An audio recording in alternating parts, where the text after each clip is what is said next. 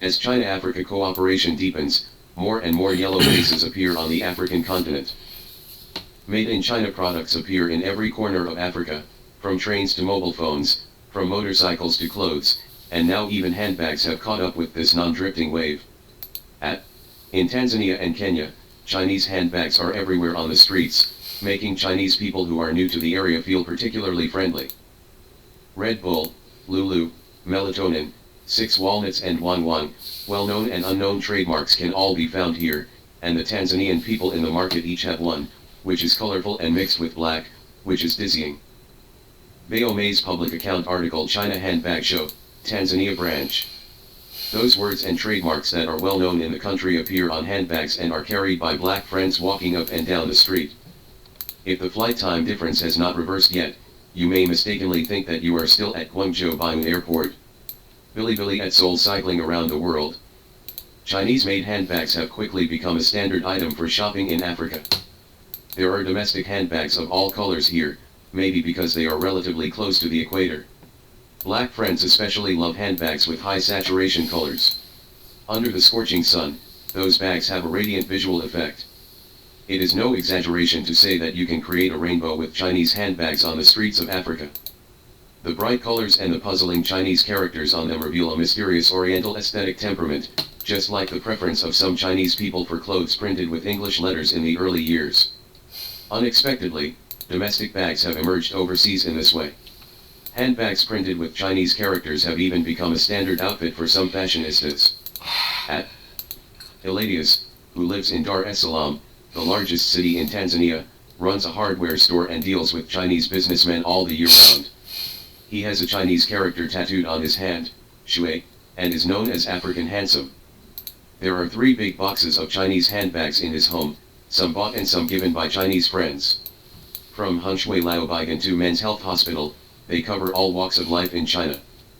Among all the bags, he likes Jiatuobeo and Manglaoji the most. He has more than a dozen at home, and sometimes he can't tell the difference between the 2 brands. Every day he carefully chooses what to wear when going out. Which color bag goes with which pair of pants requires careful consideration. Bilibili at Seoul cycling around the world. On a Chinese travel forum, a backpacker from Guangxi asks sincerely, why are there so many Jiatuobeo and Manglaoji bags in Tanzania? Can you believe that the business war between Jiatuobeo and Manglaoji has reached Africa? Immediately afterwards, someone posted a photo of Hekagen herbal tea. Maybe black friends are more afraid of getting angry. In fact, handbags are graded in Africa just like matsutake. The brighter the color, such as bright red, which is the most popular there, the more expensive it is. Unlike the fate of being ignored in China, most of the handbags flowing into Africa are labeled with noble labels. In Kenya, a handbag can even be sold for 500 shillings, equivalent to 1.4 yuan. People don't just give away handbags with Chinese characters on them because they have to be purchased with money. More than one netizen slapped his thigh after learning about this tips for getting rich. I didn't expect that domestic bags are so popular in Africa. Domestic bags are sold all over the street. Looking at these colorful handbags, I think that every time I throw them into the trash can, it's really a big loss.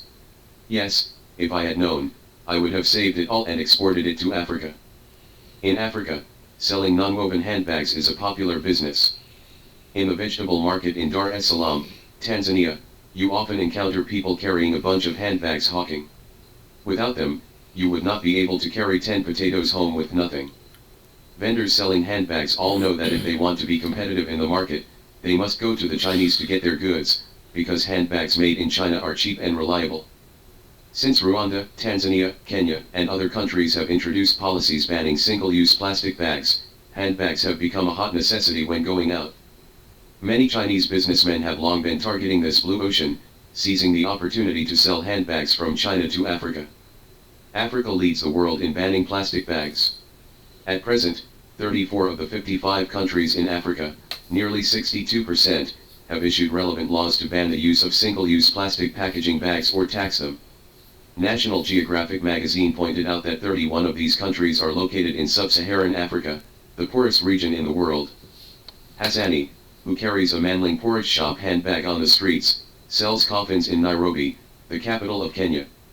Every time he sells a coffin, he stuffs the money into the Manling porridge shop bag and deposits it in the bank. The neighbor asked him why he didn't put the money in his wallet. He said it was called darkness under the lamp and no one would steal a handbag with Chinese characters written on it because it was all over the street. He was stopped many times by Chinese people with cameras because of this bag. He described the Chinese people as being as excited as if they had never seen the world before. They would also ask him questions such as whether he liked China, and he had to lie to the camera, but in fact he chose this bag just because it was common and sturdy. In Africa, Chinese characters appearing on handbags are equivalent to a certification of durability. Some people are illiterate, but they can vaguely feel that when graphics similar to Chinese characters appear on the handbags, they are right to buy.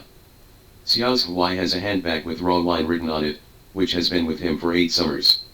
Every time he goes to the river to swim, he will throw his swimming trunks and towel into the bag. Xiao's Huai said that since the ban on the use of plastic bags, the river has indeed become much cleaner, and he will not be suddenly slapped in the face by plastic bags floating in the water while swimming. Hassani, who sells coffins, said that the Kenyan people are the biggest beneficiaries of the plastic ban. In the past, the notorious flying toilets in Nairobi, the capital of Kenya, were popular. Some people used to defecate directly in plastic bags, tie them up and throw them around. The Guardian reported in April 2018 that local residents reported that after the implementation of the strictest plastic ban, the behavior of flying toilets has basically disappeared, and more people have chosen paid public toilets in the community. After all, these 5 shillings a time or the service, which costs 100 shillings per month for families, is much less than the fines for using plastic bags. After saying that, he patted the Manling porridge shop handbag in his hand. Now that you have to spend money to buy this, no one would be willing to use it to hold shit.